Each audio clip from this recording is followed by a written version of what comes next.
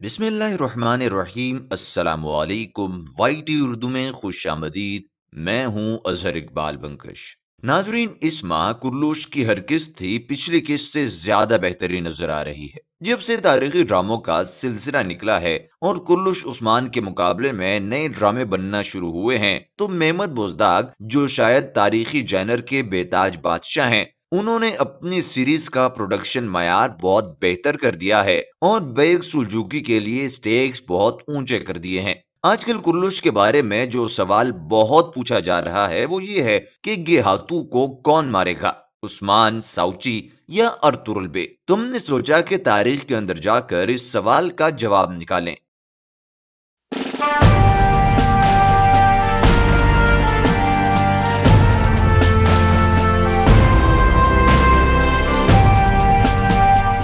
ناظرین، جیسا کہ آپ جانتے ہی ہوں گے کہ گیہاتو ہلاکو کا پوتا تھا اور ہلاکو کی چھوڑی ہوئی سلطنت کا ہلاکو کے بعد چوتھا شہنشاہ تھا۔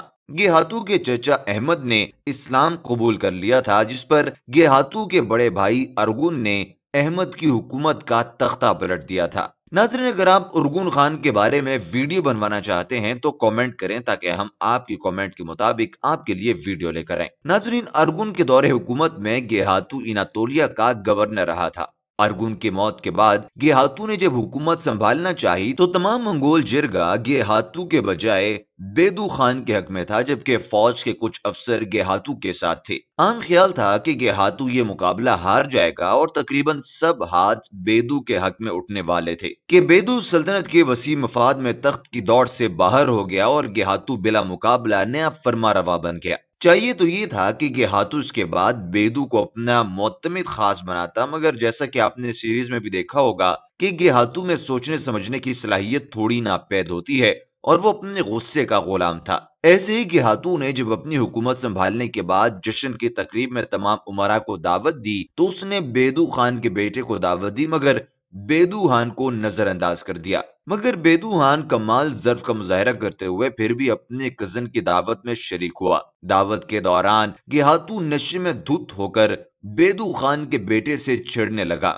جب یہ چھیڑخانی اخلاقی حدوں کو پار کرنے لگی تو لڑکے نے گیہاتو کو یاد کروایا کہ وہ بیدو خان کے بیٹے کو اپنی کنیز نہ سمجھے۔ ناظرین، یہ سنتے ہی گیہاتو غصے سے کام گیا اور بھری محفل میں بیدو خان پر لان تان کرتے ہوئے اس کی ولدیت پر شک کرنے لگا۔ بیدو خان نے جب اس پر احتجاج کیا تو گیہاتو نے اپنے حفاظتی گارڈ سے نہ صرف بیدو خان کو مروایا بلکہ اس کے بیٹے کو بھی حراست میں لے لیا۔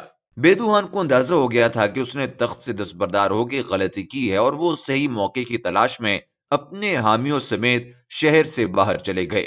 گیہاتو کی مشکلات میں اضافہ تب بڑھا جب تاجروں نے اناتولیا میں عثمان بے کے ساتھ تجارت شروع کر دی اور محصولات زر بہت حد تک کم ہو گئے۔ اوپر سے جانوروں میں پھیلی ایک وبا نے تمام کسانوں کی کمر توڑ دی۔ وبا کا یہ منظر کرلوش عثمان کے سیزن 2 میں بھی دکھایا جائے گا۔ اس گرتی معیشت کو سہارا دینے کے لیے گیہاتو نے کاغذی نوٹ تعارف کروائے۔ ناظرین، یہ وہ زمانہ تھا جب لین دین سونے اور چاندی کے سکوں سے ہی ہوتا تھا۔ عوام اس اقدام سے بہت مشتعل ہوئی اور رائے عامہ بہت حد تک گیہاتو کے مخالف ہو گیا۔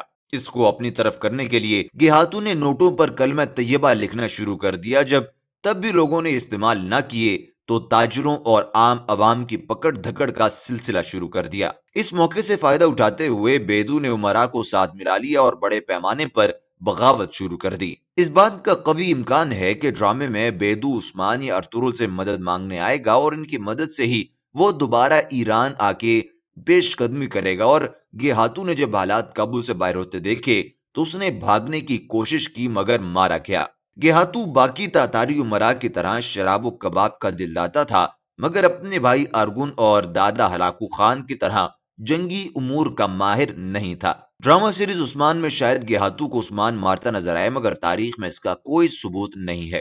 مزید یہ کہ تاریخ میں گیہاتو 36 سال کی عمر میں مرا، لیکن کرلوش عثمان سیزن 2 میں اسے تقریباً 65 سالہ بابا بنا کر دکھایا گیا ہے۔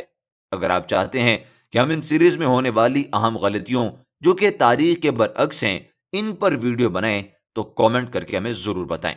ناظرین، یہ تھی ہماری آج کی ویڈیو، امید ہے آپ کو پسند آئی ہوگی۔ اپنے پیار کا اظہار کرتے رہیں تاکہ ہم مزید اچھی ویڈیو آپ کے لیے لے کے آتے رہیں۔ اس کے ساتھ ہی دیجیے اجازت، اللہ نگہبان۔